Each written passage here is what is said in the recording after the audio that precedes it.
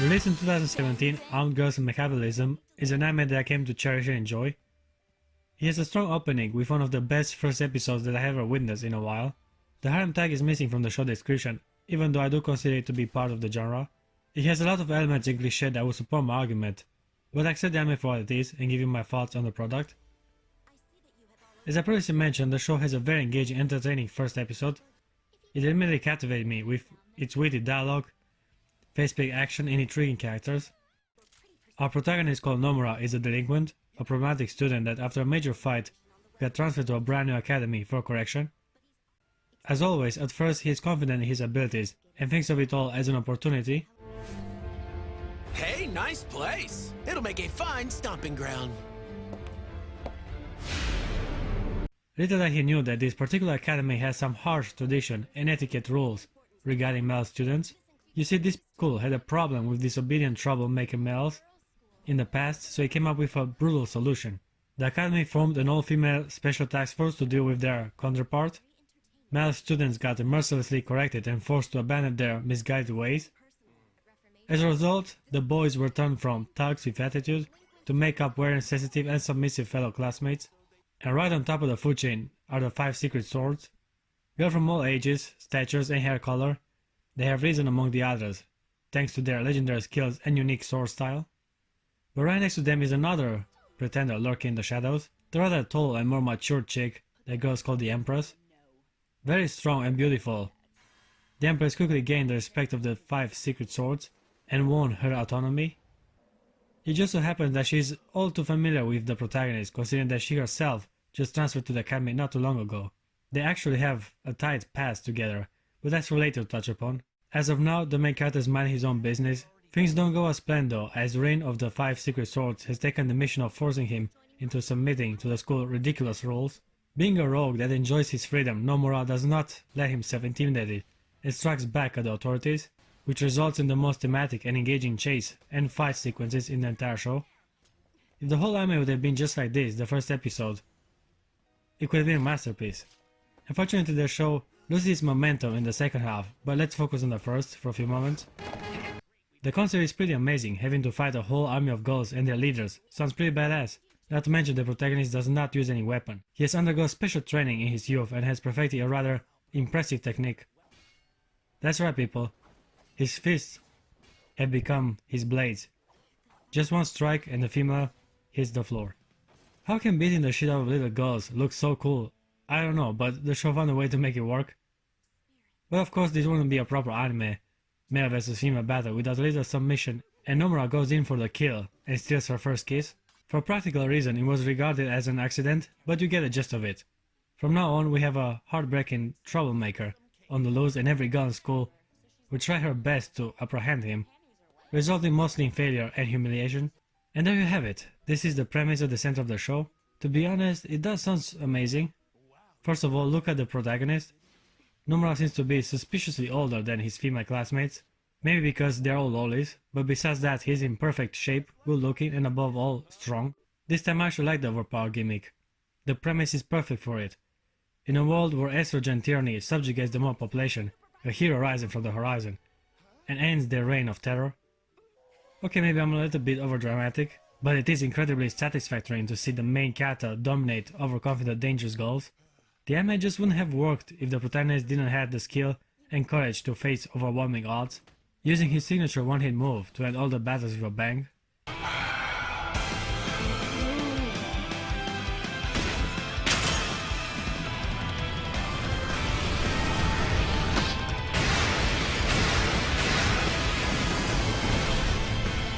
Not to say the show is repetitive, by the contrary, it always finds a way to make every encounter interesting. Every girl has a special type of sword, and different thematic arcs to use. For example, Rin, the girl with the demon mask, uses some traditional Japanese sword techniques, while on the other hand Mary, the blonde blue-eyed girl that's probably European or a hafu, has a fencing sword and a western style of fighting. I really did enjoy her battle with Nomura. Before I go into details, let me get into the motives that started the encounter.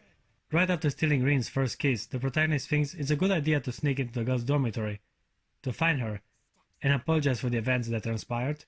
What does become apparent though is that Rin is in love with Nomura, and it is because of her clumsiness that they both end up in a compromising position, which upon discovery raises the alarm.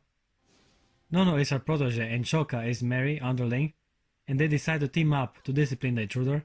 Considering they are half his size, it was only natural that Nomura easily overpowers and indirectly humiliates them in front of the whole school. Outraged by the news of Choka's defeat, Mary steps in and challenges the main character to a duel. Hard to describe the fight in just a few words. It is visually pleasing and engaging to watch, as her western fighting style is unknown to Nomura, and it does take him by surprise as he can't really adjust a countering maneuver. He had to be creative to finally get the upper hand and win the fight. Now the protagonist isn't just wandering around looking for trouble. He actually has a purpose in his adventure. You see, to be able to leave the school grounds, it is necessary to have approval over 5 secret swords. What the hell? He basically needs 5 stamps on his card to take a trip outside. Do you happen to have your stamp on you? And he's off to catch them all. What better way to prove you're an exemplary student and not threat to others than to beat the shit out of your superiors. Eventually Mary also gets thirsty for him and we have 2 girls fighting for his attention from now on. Who said anime can be realistic, right? Next one on the list is the shortest girl in town with a cute little laugh. What a sight for sore eyes. That guy's not half bad. That goes by the name of Warabi. She is obsessed with games, festivals, and also has a pet bear called Kyobo that has to wrestle Nomura. You see, Warabi is upset that Rin and Mary have taken a liking of the protagonist and have gotten overall soft, so she decides to challenge them to a test of strength. What I did like about her story arc is that unlike the girls before, she does not get defeated by the main character. Nomura is in fact busy with her giant bear, and the one that takes her on in a fight is Rin. I think this was a good decision, story and character wise. It shows that even though she was the first one to fall prey to the spirit bullet technique, she's just as capable as any of the other 5 swords. It's good that the anime tries very hard to keep a certain balance between the girls. They are intriguing and interesting at the beginning and stay relevant until the end. Right. They also stay true to their personalities. It's only their view of the protagonist that changes upon defeat. Now things get a little bit more difficult as the main character has to face the psychopathic and emotionless green hair girl called Satori. Little has been said about her so far, only that she has amnesty towards Nomura for some reason. Is that Nomura from all the rumors? I'm not gonna cheer you on, Kay? Satori hates you a whole lot. Her fight is the one I enjoy the most. I guess the reason are apparent as you find out that Satori has decided to face our protagonist while being naked. Besides being a brilliant way to give us some fan service, she actually has a strategic advantage as Nomura is unable to fully concentrate on her moves because of other obvious distractions. Here's the part where the main character really shines. Being backed into a corner by nudity, he decides that it is only fair for him to fight dirty as well. So yeah, he reveals his business and successfully stuns the opponent.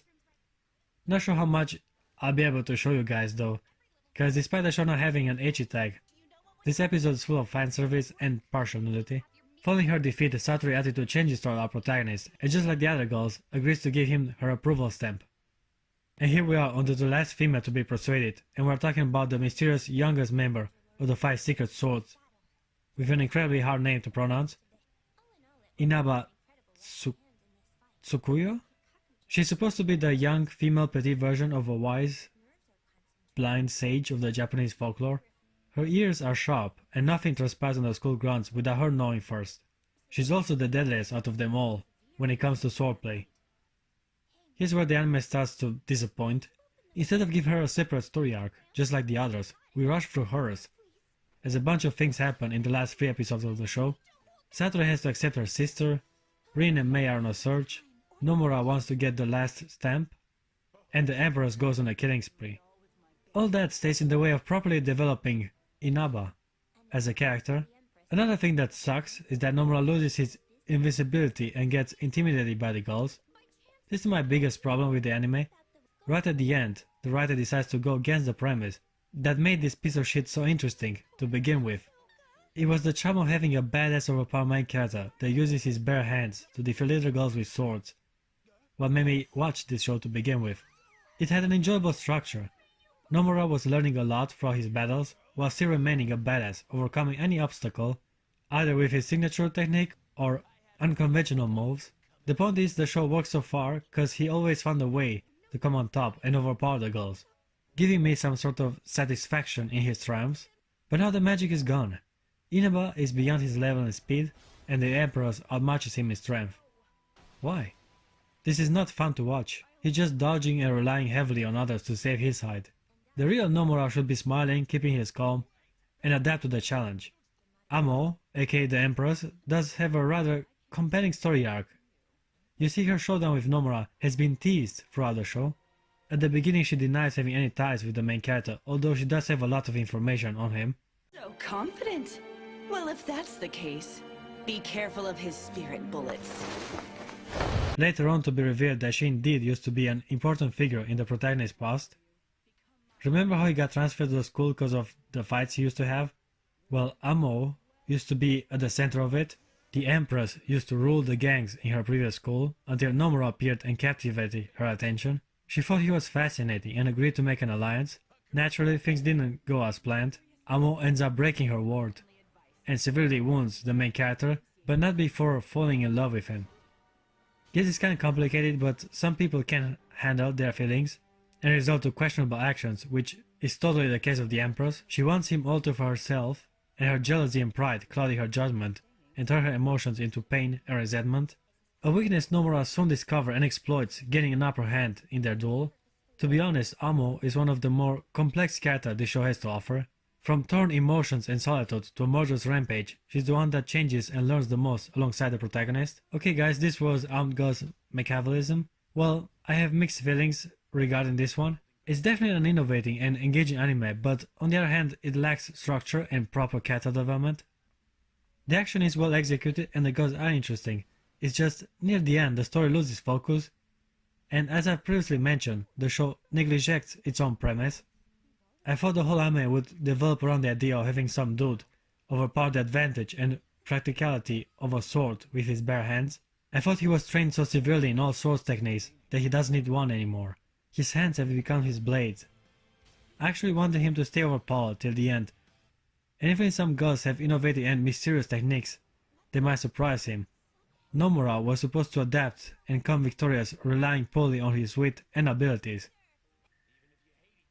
Having some girls surpass his expectation would have been just icing on the cake, showing him that despite his training, there's always something new to experience and learn as the life goes on. Now this would have been the concept I thought the writer was going on, considering the structure of the first 3 episodes. Instead we get a story that drags on and some girls that surpass him. Boring. He should be the alpha male, taming those bitches. I don't like him being the middle of the power structure. I give Armed Girl Machiavellism a 7 out of 10. Could have been so much more. It's a shame that such an amazing concept hasn't yet reached its full potential. Alright children, playtime's over now. It's about time that I put an end to all of this ridiculous nonsense. Huh? That apple made those girls cry. Whoa, hey, come on! You're making me look bad!